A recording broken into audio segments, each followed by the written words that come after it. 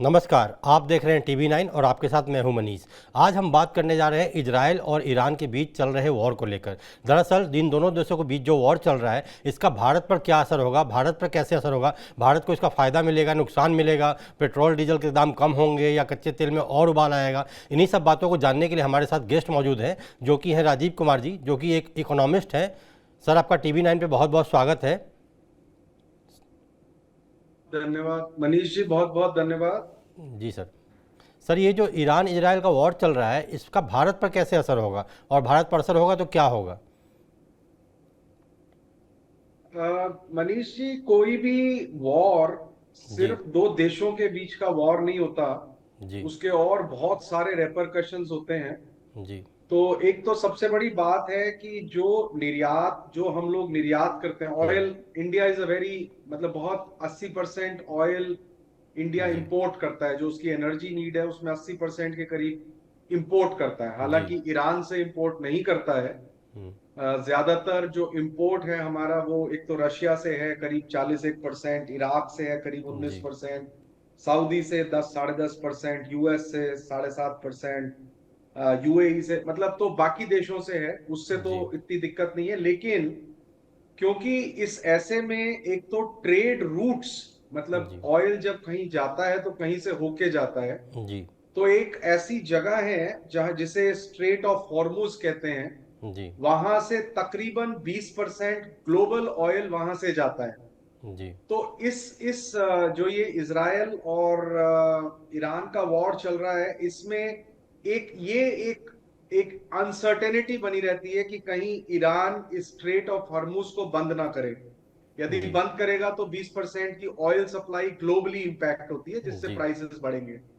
अभी भी ऑलरेडी $8-10 पर बैरल प्राइसेस बढ़े हैं। जी तो ये इन सब का जो इम्पैक्ट है, जैसे ही ऑयल प्राइस बढ़ता है तो इंडिया का जो एक्सपोर्ट जो बिल ऑफ इंपोर्ट वो बढ़ जी जाता है, ट्रेड डेफिसिट बढ़ जाता है।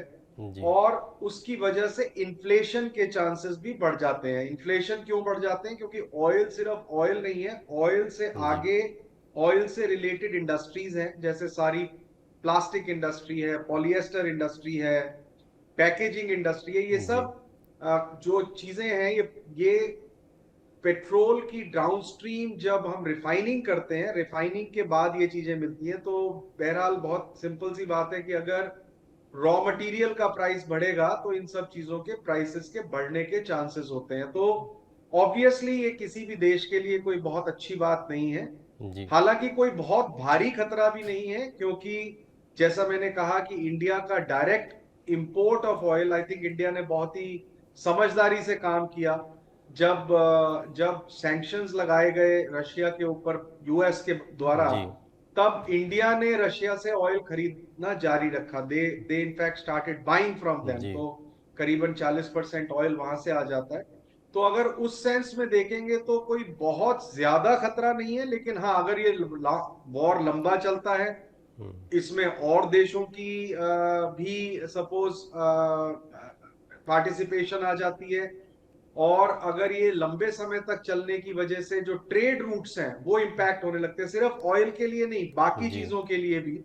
आपके दर्शकों को बताने के लिए, एक रेड सी का रूट है। रेड सी जी का रूट छोटा रूट है जिससे ट्रेड होता है। जी अभी ज्यादातर जो ट्रेड है वो केप ऑफ गुड होप से हो रहा है। जी जब से यूक्रेन और रशिया का वॉर शुरू हुआ, तब से भी ये वहां से हो रहा था, केप ऑफ गुड होप से हो रहा था। जी अभी थोड़ा थोड़ा शुरू हुआ था, अब ये वापस केप ऑफ गुड होप से होने लगेगा। वहां से सामान की आवाजाही में इंडिया से 13-14 दिन ज्यादा लगते हैं। तो ऑब्वियस बात है कि उसके जो लॉजिस्टिक्स की कॉस्ट है वो बढ़ जाती है। तो ये सब चीजें हैं जिसका इम्पैक्ट सभी देशों पे होगा। और इंडिया भी अछूता तो नहीं रहेगा। जी अछूत मतलब इंडिया के लिए भी कुछ नुकसान तो है ही।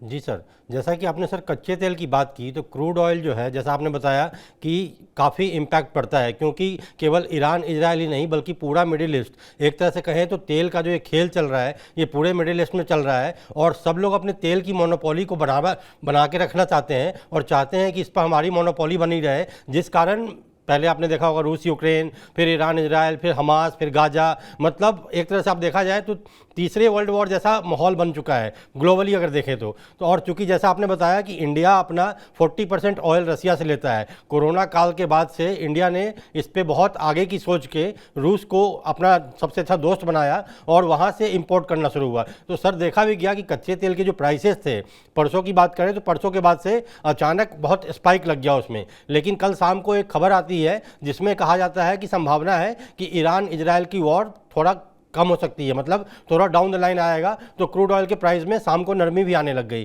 तो सर क्रूड पे तो सीधा इम्पैक्ट है, लेकिन हम सर ईरान और इजराइल पर कितना ज़्यादा निर्भर हैं, ये जरा आम भाषा में दर्शकों को बता सके। नहीं, ईरान के ऊपर हमारी कोई निर्भरता नहीं है ऑयल के लिए, जी कोई भी निर्भरता नहीं है हमारी ऑयल के लिए। हमारा एक्सपोर्ट भी, ये बड़ा इंटरेस्टिंग है, एक्सपोर्ट भी 5 साल में ईरान को जो हम एक्सपोर्ट करते थे किसी जमाने में 5-1 बिलियन डॉलर का होता था, वो भी अब 1-1.25 बिलियन डॉलर का ही रह गया है। तो हमारी कोई बहुत डायरेक्ट उसके ऊपर किसी भी प्रकार की डायरेक्ट वो निर्भर। नहीं है। जी जैसा मैंने बताया कि जैसा आपने बताया अभी मनीष जी की पहले प्राइसेस बढ़ गए, थोड़ी सी न्यूज आई कम हो गए, तो अनसर्टेनिटी में प्राइस फ्लक्चुएशन ग्लोबली होता रहेगा। इंडिया जी के लिए थोड़ी समस्या इसलिए हो जाती है कि हमारा ऑयल का इंपोर्ट बहुत ज्यादा है। जी हमारी डिपेंडेंस ऑयल के लिए वर्ल्ड पे बहुत ज्यादा है। हमारा 80% से ज्यादा हम अपना ऑयल इंपोर्ट करते हैं। जी शायद हम थर्ड लार्जेस्ट इंपोर्टर हैं दुनिया के ऑयल के। तो उस वजह से ऑब्वियसली जो हमारी पूरा ट्रेड होता है, ट्रेड में हम कुछ चीजें खरीदते हैं, कुछ चीजें बेचते हैं, तो ट्रेड डेफिसिट्स हमारे इंक्रीज हो जाते हैं। ना केवल ट्रेड डेफिसिट इंक्रीज हो जाते हैं, परंतु साथ में ये भी होता है कि एक्चुअली सारा ऑयल का ट्रेड यूएस डॉलर में होता है। जी तो जैसे ही प्राइसेस बढ़ते हैं, यूएस डॉलर की जो नीड है वो भी बढ़ जाती है। जी तो उसकी वजह से डॉलर वगैरह भी अप्रिशिएट करना शुरू कर देता है। जी तो देर आर थिंग्स, लेकिन अभी कोई ऐसा बहुत भारी खतरा, जैसा मैंने बताया, अभी कोई इतना भारी खतरा अभी नहीं दिख रहा है। जी अगर ये वो स्थिति ले लेता है जी जिसकी की आशंका सब लोगों को है, और जी मुझे पर्सनली भी उसकी आशंका काफी है, जी क्योंकि जिस तरह से एक ग्लोबल जियोपॉलिटिक्स शेप अप कर रही है, जी उसमें वर्ल्ड वॉर होने की संभावनाएं बढ़ती जा रही हैं। जी देखिए, ऐसा है कि सब अपनी अपनी, एक तो कोई भी नहीं चाहता कि ग्लोबल साउथ, जैसे कि जी जिसमें चाइना, इंडिया, ये सब देश आते हैं, ये तरक्की करके उस लेवल पे पहुंच जाएं जहां जहां पे हम यूएस और इन लोगों को डायरेक्टली कंपटीशन देने लगे।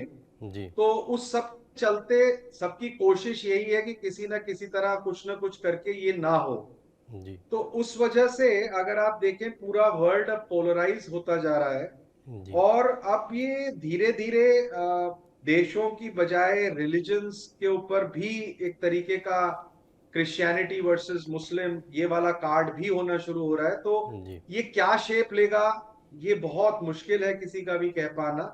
लेकिन जिस तरह से इजराइल कोशिश में लगा हुआ है कि किसी भी तरह से वो ईरान को डेफिनेटली ये नहीं चाहता कि वो न्यूक्लियर स्टेट बने, जी और ट्रम्प ने भी कहा कि ईरान को कहा कि वो डील कर ले, लेकिन उन्होंने नहीं करी। तो जी अब ऐसे में देखना ये है कि नेक्स्ट बाकी लोग किस तरह से अपने आप को अलाइन करेंगे। जो मिडल ईस्ट है, जो ओपेक कंट्रीज हैं, जी जो बाकी मुस्लिम वर्ल्ड है, वो कैसे ईरान के साथ खड़ा होगा, नहीं होगा, जी ये सब अभी देखने की बात है। और कितना ये बढ़ता है टेंशन, उसके ऊपर डिपेंडेंट होगा कि आगे का रास्ता कैसा निकलेगा। जी सर।